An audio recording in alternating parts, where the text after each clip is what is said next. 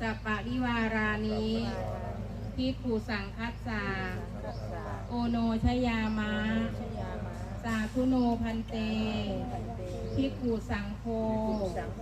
อิมานิพัตตานิสัปปะริวารานิปฏิคันหาตุ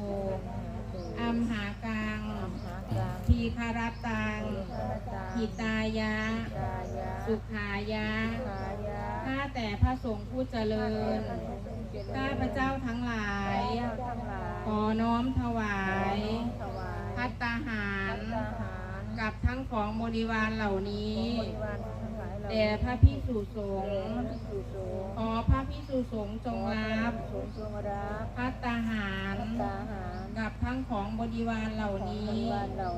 ของข้าพเจ้าทั้งหลายเพื่อประโยชน์และความสุ